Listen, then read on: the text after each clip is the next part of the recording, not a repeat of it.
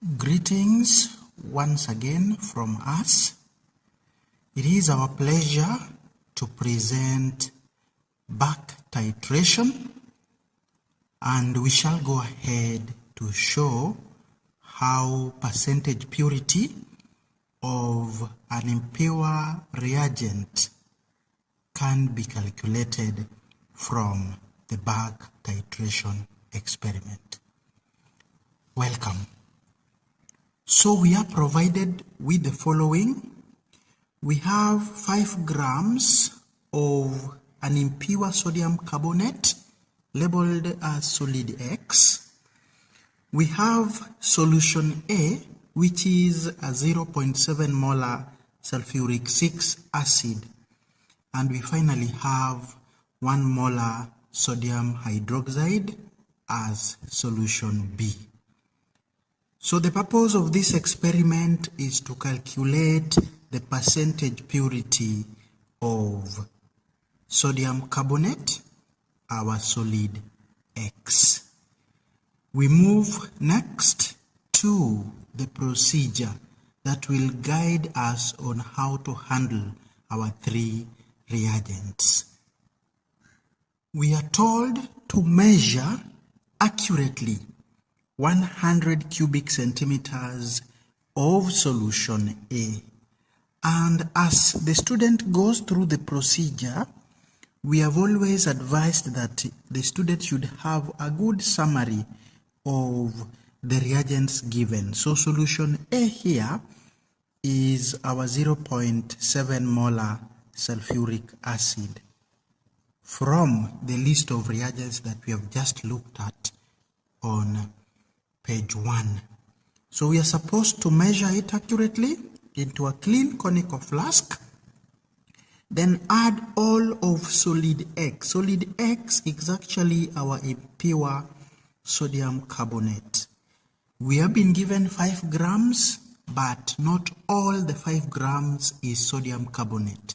Sodium carbonate only forms part of the 5 grams. The other part is impurities. So once we have added all the solid, we should shake our conical flask and wait for effervescence to stop. At this point, all the sodium carbonate in our impure sample would have reacted.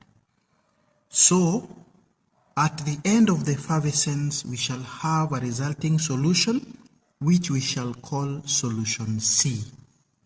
This is simply excess sulfuric acid, which will not have reacted with our carbonate. So moving on, we shall pipette 25 of our excess sulfuric 6 acid into a clean conical flask. Then we add 2 to 3 drops of the indicator. On the other hand, we are supposed to fill a burette with the sodium hydroxide solution B, which we are told is 1 molar solution of sodium hydroxide. Once we have done that, we are supposed to titrate against C until the end point or until equivalence point. This we shall do 3 times for us to be able to fill our table 1. So we move on to the table. So now we fill our table. For our titration number 1, we shall start at initial burette reading of 0. And let us suppose that after the experiment, we shall be able to read a volume of 16.3 as the final burette reading, giving a volume of 16.3 as that of solution B used for titration 1. For titration 2, because I still have very little volume used, I can afford to start the second experiment at the same point where I stopped the first, so that I don't waste a lot of time filling up my burette. So for titration 2, initial would be 16.3. Let's assume that we get a final volume of 32.8. That, if I do the subtraction, I should get 16.5 cubic centimeter as the volume of solution B used during the second titration. Again, I can still quiz a few more cubic centimeters, and going by what has happened in titration 1 and 2, I may still manage to start titration 3 at the point where I stopped titration 2. So my initial volume for 3 will be 32.8. Let's assume I'll get a final volume of 49.5. So if I do the subtraction, I get 16.7 cubic centimeters. Now, this table has marks attached to it, and for us to maximize the score, we have always asked our students to create two sets of values that can be averaged as usual. So volume 1 and 2 is a set that can be averaged, and volume 2 and 3 is another set. But when it comes to calculations, please just use one set to do the averaging. So to calculations now. The first question is asking us to calculate the average volume of solution B used for 1 mark. For my case, I will pick set 2, 16.5 added to 16.7 divided by 2. We want to say here that a student can pick set 1 as well, but it will be wrong if a student picked all the 3 values and then you divide by 3. In that case, we shall miss the mark on principle of averaging, because 16.3 and 16.7, they are not concordant. They are not within the required range of either plus or minus 0.2 cubic centimeters.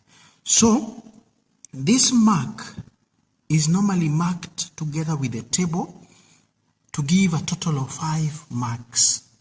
We did a very comprehensive video on how the table plus the first question below it is marked, and we want to promise that in the description of this video we shall share the link to that video that will shed more light on how the table is marked. So showing the working half a mark and the answer another half. To question 2, we are asked to calculate moles of sodium hydroxide in the volume of solution B that is used. So you remember sodium hydroxide was a 1 molar solution. So to get this question correct, we shall argue that if 1 liter of sodium hydroxide is containing 1 mole as dictated by 1 molar solution, what would happen if we only used 16.6 cubic centimeter in our titration? How many moles would that have? So doing cross multiplication, we have 16.6 multiplied by 1 divided by 1000, and we are supposed to get 0.0166. A half for the working and a half for the answer. We move now to question number 3. Question 3 is asking us to calculate moles of sulfuric 6 acid used in the titration. This is something we can never tell, because you remember we picked sulfuric acid from solution A, then we put in our solid X, and then the resulting solution is what we used in titration as excess sulfuric 6 acid. So ordinarily we cannot tell how many moles took part in the titration, simply because sulfuric 6 acid took part in 2 different reactions. But all is not lost. we can use the equation for the reaction during titration to help us solve question 3. So during the titration, our sulfuric 6 acid was able to react with sodium hydroxide. We are able to get sodium sulfate and water. So we balance this equation with a 2 on sodium hydroxide and a 2 on water. From here, we can easily see the ratio of the sulfuric 6 acid to sodium hydroxide as 1:2. So if we know moles of sodium hydroxide, we can easily know the moles of sulfuric 6 acid.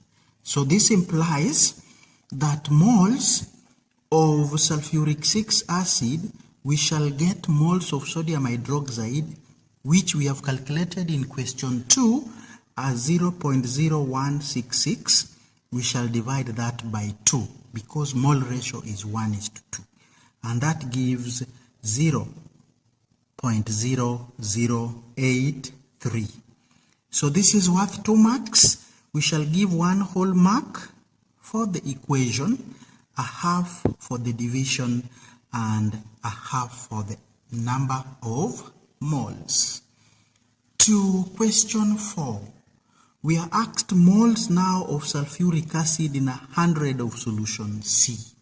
So up here, the moles that we have just calculated were present in the volume used during titration. And you remember we titrated only 25 of our acid. So to get moles in 100, we shall argue out that if 25 cubic centimeters used during titration contained the moles that have been calculated in number 3, how about 100 cubic centimeter of the solution? So cross multiplication, we shall have 100 times 0.0083 divided by 25, and we get 0.0332 as the answer. A half for the working, a half for the answer. To number 5, moles of sulfuric 6 acid in 100 of solution A. This is original solution that was 0.7 molar sulfuric acid. So we picked 100 from A, we picked 100 from a 0.7 molar solution. So this answer is quite easy. 100, or rather 1,000 cubic centimeter or 1 liter had 0.7 moles. If we pick only 100, how many moles are we going to have? So this is 100 times 0.7 divided by 1,000, and we get 0.07 as the answer. Half for the working, a half for the answer. To number 6, moles of sulfuric 6 acid now that reacted with the impure carbonate. So this should be given by original moles of sulfuric 6 acid in 100 cubic centimeter of solution A. From here we shall subtract moles of sulfuric acid that reacted during titration. But we have to equate the volumes. So moles of sulfuric acid that were used during titration, but of course 100 cubic centimeter of the solution.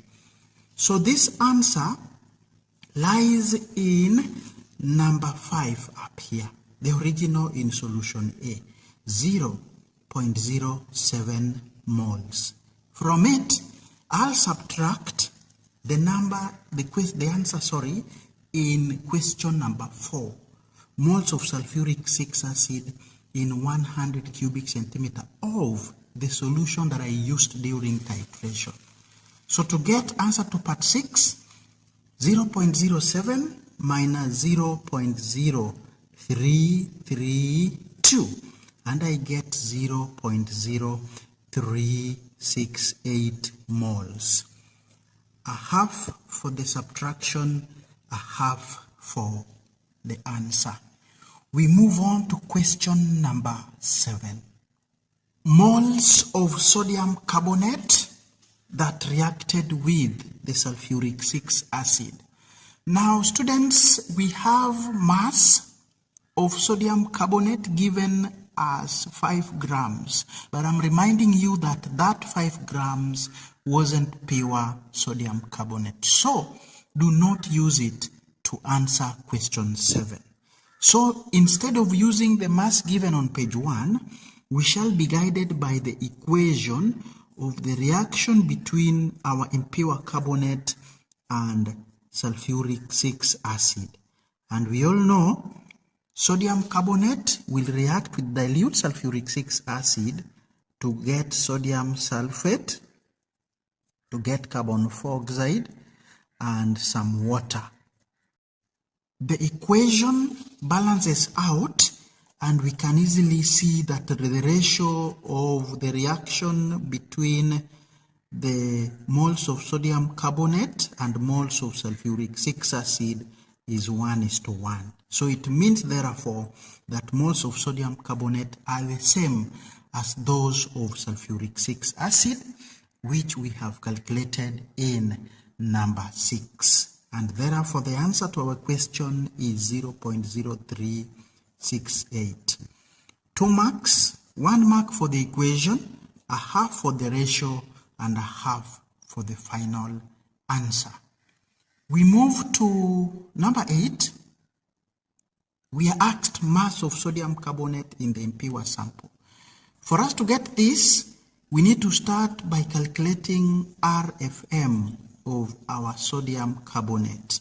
And this is given by 23 for sodium, there are 2 times, added to 12 for carbon, and added to 16 by 3 for the 3 oxygen atoms. This gives RFM of 106. So it means that 1 mole of our solid will be equivalent to 106 grams of it.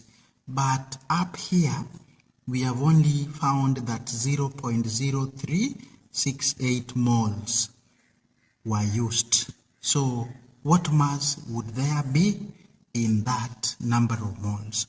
Cross multiplication gives 0.0368 multiplied by 106 divided by 1. And we get a mass of 3.9008 grams. That is the sodium carbonate in the 5 gram impure sample that we have.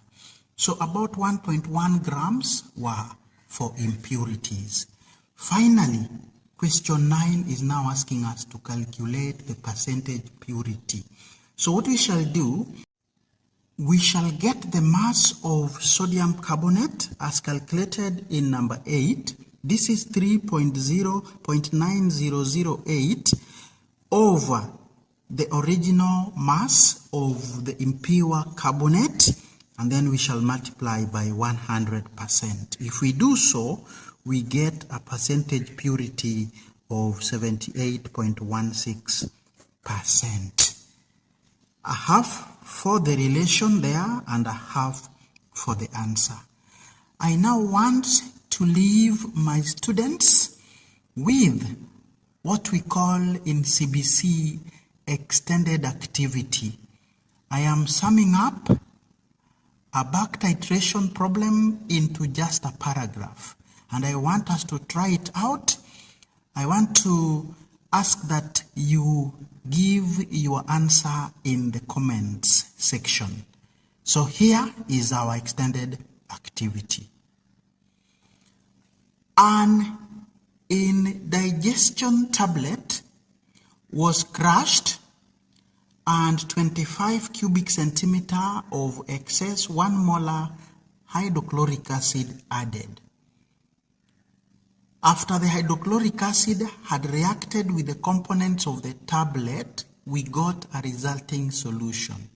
So this resulting solution was titrated against 0.5 molar sodium hydroxide solution. So we are giving you the volume that was used of sodium hydroxide. So given that 25.8 cubic centimeter of sodium hydroxide solution was used during the titration, can we try to get the mass of calcium carbonate in our indigestion tablet? The process involved in this calculation, the steps involved are a bit many, but if you've understood back titration, I believe you're gonna get the correct answer. With that, we have come to the end of our video.